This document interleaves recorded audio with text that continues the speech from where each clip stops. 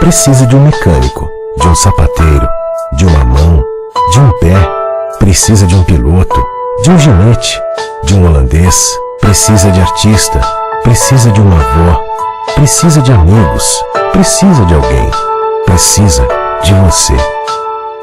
Todo o trabalho da ACD Rio Grande do Sul é feito através da ajuda de milhares de pessoas. Precisamos de você para fazer muito mais. acdrs@acd.org.br.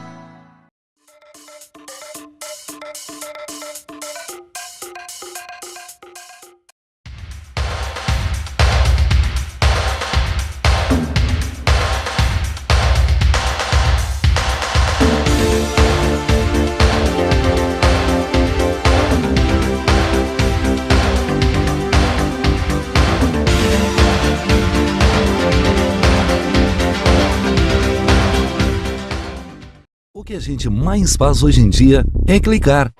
Pena que o destino da maioria desses cliques é esse, o desperdício. Você sabia que apenas um clique pode ajudar a combater a fome no nosso estado? É só acessar cliquealimentos.com.br e dar um rumo mais digno aos seus cliques. A mesa de quem tem fome. Doar pelo Clique Alimentos é gratuito e não demora nem um minuto. Faça a sua parte. Clique para quem precisa. www.cliquealimentos.com.br.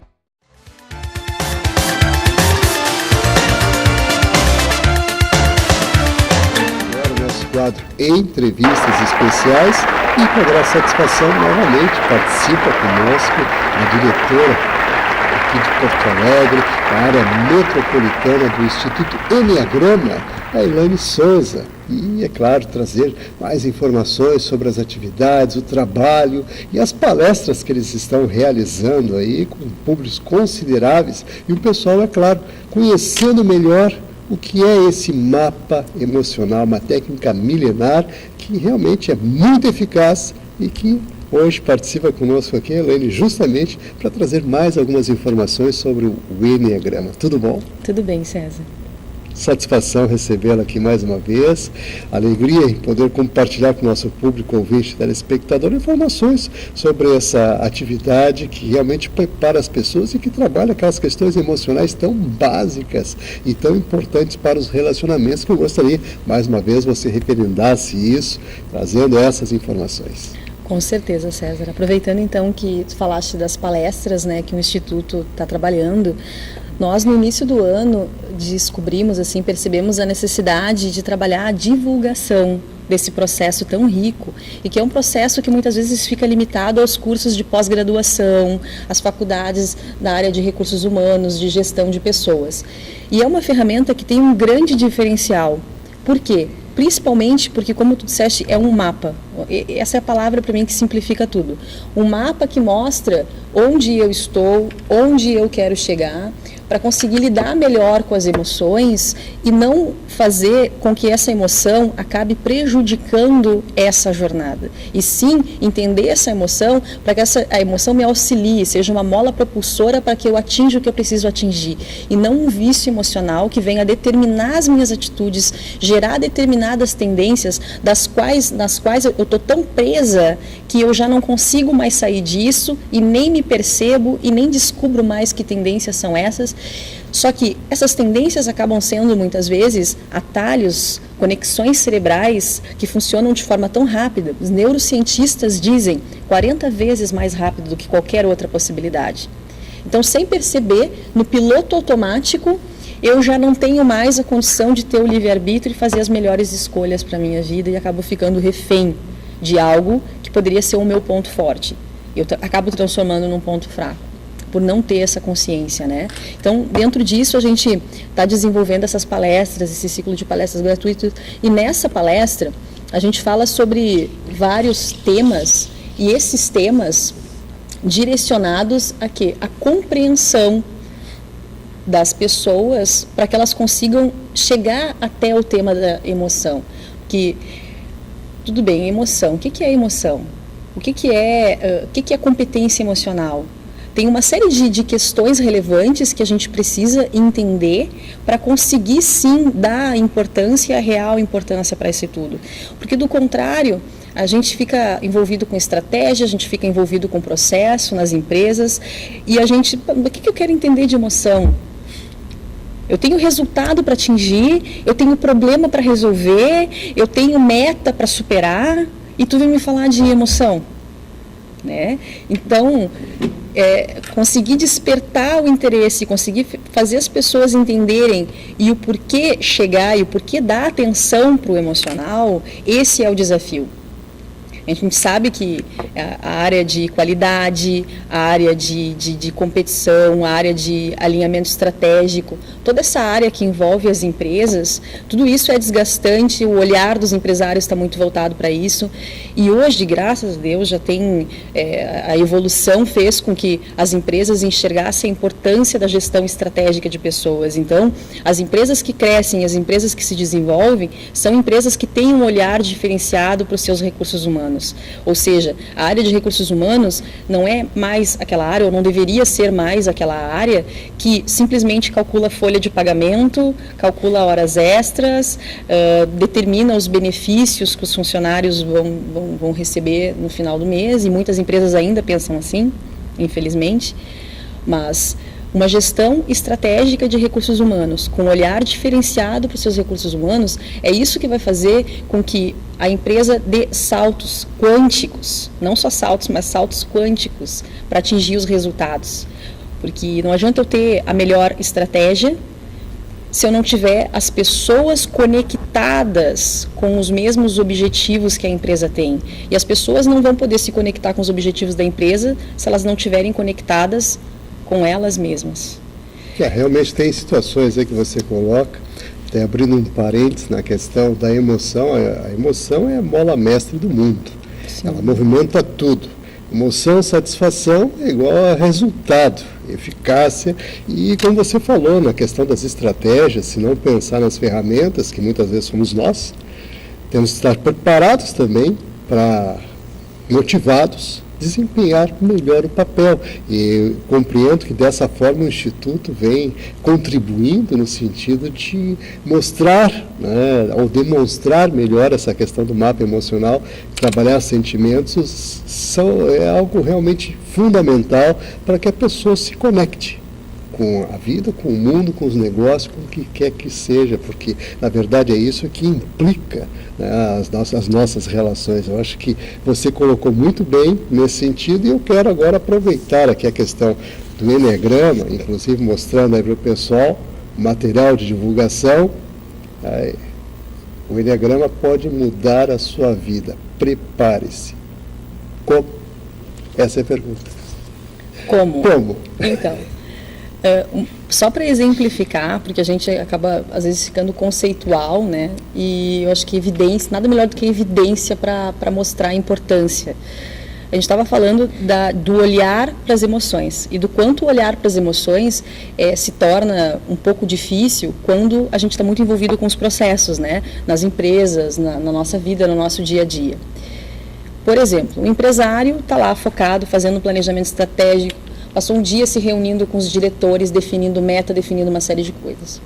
Quem faz acontecer todas essas definições? As pessoas, o nível operacional.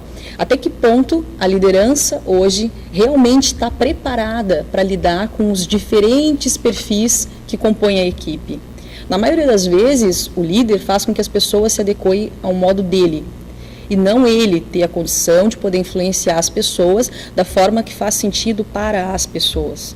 Então, nesse sentido, o Enneagrama é uma ferramenta que prepara o líder para que ele possa entender os funcionamentos diferentes do ser humano, onde cada perfil funciona melhor, quais as limitações do perfil, como lidar, o que fazer, o que não fazer. Tudo isso o Enneagrama mostra, porque ele é uma ferramenta que tem sintetizado muitos conhecimentos da área da psicologia e da psicanálise, mas de uma forma simples e para aplicação prática. O que leva ao estresse do perfil, o que na ânsia de querer ajudar uma pessoa, eu acabo intensificando o vício comportamental dela e fazendo com que o comportamento dela fique pior do que já estava. Então, todas essas soluções o Enneagrama trabalha, mas principalmente a comunicação. Então, eu vou lá, me comunico, eu como diretora, me comunico com os gerentes, defino as estratégias, eles vão ter que se comunicar com as outras pessoas. Olha quanta comunicação. A mensagem que o diretor está passando, a mensagem que os líderes estão entendendo, os gerentes estão entendendo, e aquilo que o operacional ainda vai entender. E na comunicação, o que mais impacta, 93% do tempo, é como nós estamos falando, é a linguagem não verbal.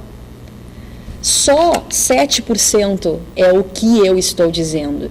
Então, não adianta eu estar consciente de análises do que, se eu não tiver o preparo emocional, a habilidade de comunicação, de poder fazer com que as pessoas entendam e comprem essas mensagens. Há 3 semanas, mais ou menos, saiu na Zero Hora uma reportagem de um CEO, não me lembro de qual empresa, de uma grande empresa mundial, em que ele falava da defasagem curricular, preocupados com países, e principalmente com o Brasil, onde a questão não é a falta de preparação técnica, não é falta de MBA, falta de pós-graduação, falta de aprofundamentos em ferramentas técnicas, e sim falta de habilidade de comunicação, de liderança.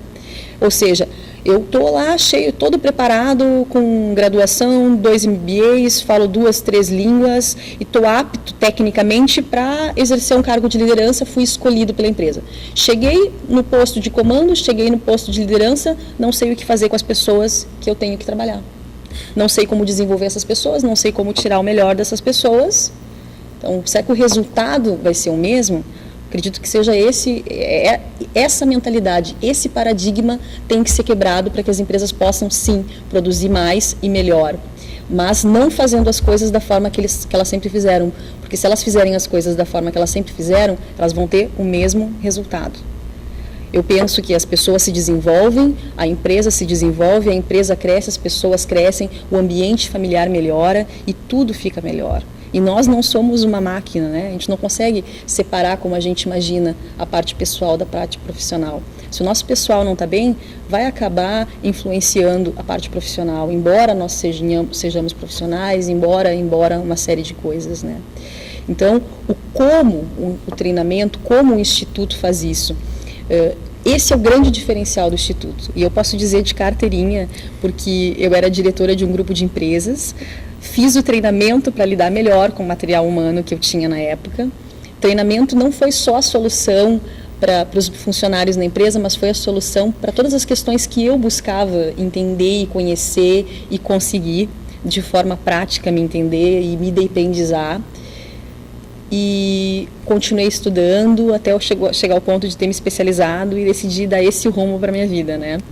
Então, como? Através, gente, de um processo que visa trabalhar de forma prática e teórica. Na verdade, são 8 sessões de treinamento, uma sessão de finalização, são 9 sessões ao todo, de 3 horas e 30, em que nós trabalhamos com foco em solução comportamental. Na amplitude de consciência por parte do participante, dele entender qual o mapa emocional, como que está composto o mapa emocional dele, qual hierarquia nas emoções, são 9 as emoções, mas em que escala de hierarquia está essas emoções, sob qual influência a pessoa está. E o que fazer com isso, como ela vai deixar de se tornar refém disso tudo, entender como isso funciona, qual é o território do padrão de comportamento, qual é a emoção mais presente no comportamento dela, o que essa emoção gera em termos de tendências comportamentais, para que ela possa saber e discernir o que ela realmente precisa. Do contrário, ela fica em função do que ela deseja. Por exemplo, uma pessoa com a predominância do orgulho, o orgulho como emoção é uma sensação de capacidade. Eu sou, eu sei, eu faço, eu dou conta. E essa sensação é muito importante. Imagina se tudo na nossa vida a gente pensasse assim, não, eu não daria conta. Não é para mim. Não vou conseguir fazer isso. O orgulho, nesse sentido, é uma mola propulsora. Mas o orgulho também traz uma cegueira quanto às dificuldades e deficiências. Porque se tanto eu faço, tanto eu me afirmo, como é que vai ficar a minha autoimagem? Engrandecida. Será que vai ser fácil quando uma pessoa me critica? Será que vai ser fácil quando alguém me mostra que eu não estou fazendo as coisas tão bem quanto eu poderia estar fazendo? Vai ser difícil aceitar. Mas se eu conseguir aceitar, se eu conseguir perceber que o que está me bloqueando de aceitar isso e evoluir no que eu preciso evoluir é essa emoção do orgulho, e o que eu desejo é ser e fazer, e eu sei e eu consigo, mas isso é um desejo. Eu não preciso ficar refém disso. Eu posso enxergar que essa emoção está me sequestrando, está me bloqueando de enxergar o que eu preciso enxergar, visualizar o que eu preciso visualizar e aí fazer os upgrades que eu preciso fazer e mudar a minha vida para melhor. Eu posso ser muito bom numa área, mas eu estou tendo feedbacks, por exemplo, de que tecnicamente eu não estou tão bem. Eu estou lidando muito bem com as pessoas, ou ao contrário, não estou lidando bem com as pessoas, mas estou atingindo o resultado. Se eu ficar refém de sustentar aquilo que eu preciso e desejo sustentar, eu não vou conseguir realizar o que eu preciso realizar. Eu vou ficar refém disso, eu vou ficar me justificando e não vou fazer o que eu preciso fazer para ter um melhor resultado, para ter o melhor do meu padrão de comportamento. Realmente tem situações, você colocou várias questões aí que eu gostaria de abrir alguns parênteses até para o pessoal refletir um pouco melhor. Nessas situações todas você falou na questão das pessoas, as ligações que tem com o seu comportamento, com as suas atitudes, em separar a situação profissional do emocional. Isso é praticamente impossível porque a pessoa é uma só. Claro. Por mais consciência que ela tenha, e qualquer crítica que vá ser feita, ela é feita à pessoa dela. Não tem como dizer, essa é uma questão profissional, essa é uma questão particular, respeitar. É uma maneira comodista que inventaram de dar uma desculpa, na verdade, para dizer alguma coisa para alguém que não gostariam de estar dizendo. Então, vamos colocar na prática essa situação para a gente definir primeiro uma quebra de paradigma, que foi que você propôs aqui nessa questão. Depois nós temos também situações de crescimento, crescimento pessoal. Primeira coisa, conhecer a si mesmo, suas limitações. Aí você tem um bom encaminhamento para trabalhar a questão das emoções, porque você conhece os seus limites. Então a pergunta aqui fica aberta no sentido de que forma vocês operam esse trabalho todo de conscientização, porque na verdade existem conotações dentro disso tudo na questão estrutural, ou seja, os limitadores da pessoa que não tem aquela visão mais ampla, ou que lhe falta algumas informações, ou mesmo aquela formação e preparação que você falou, da parte técnica, na questão do conteúdo, enfim, todas essas questões são vividas por cada um de nós no dia a dia, dentro dos desafios, dentro do nosso crescimento. De que forma o Enneagrama, o Instituto Enneagrama, contribui com esse mapa emocional, determinando esses pontos todos que você elencou aqui? De que forma as pessoas podem efetivamente mudar serem mais objetivas. Serem mais objetivas e mudar comportamentos. Porque a coisa mais difícil é mudar, porque você falou uma coisa muito pragmática aqui, muito certa. Ou seja, a pessoa fazendo as mesmas coisas vai ter sempre o mesmo resultado. Para resultados diferentes, coisas diferentes têm de ser feitas. Isso realmente é potencializado de uma forma tal que, como a questão que a gente procura colocar sempre no sentido, inclusive, de ampliar para as pessoas a questão do conhecimento, é justamente essa situação de estar preparada, ou seja, ter essa primeira a consciência de quem ela é, e de estar preparada para poder se transformar, ou seja, para poder crescer. Isso o Enneagrama contribui também? Tá, então, vamos falar da situação e da solução, tá? Como situação, em resumo, o que a gente tem? Uma realidade objetiva acontecendo. Essa realidade objetiva se desdobrando na nossa volta, seja no trabalho, seja em casa, ela contém uma série de elementos. Contém a visão de outras pessoas, contém a defesa dessas outras pessoas, contém aquilo que realmente precisa ser feito, contém três formas de discernimento: a forma de discernimento prática, a forma de discernimento emocional e a forma de discernimento mental. O que significa, o que eu sinto e o que eu faço com isso. E as pessoas estão 95% do tempo inconscientes nas suas defesas, pegando essa realidade inteira e enxergando ela por um filtro. Esse filtro visa garantir o que move instintivamente cada padrão. Então, nós estamos limitados, nosso potencial é enorme e a gente simplesmente não enxerga isso. Como eu não enxergo isso tudo, eu fico me defendendo. Eu trago as coisas para o pessoal. De repente eu trabalho aqui contigo e tu só precisa dizer, olha, Elaine, não está funcionando aqui. Está funcionando, o lugar adequado para isso é aqui, por isso, por isso, por isso. Ah, mas eu não gostei do jeito que o César falou comigo.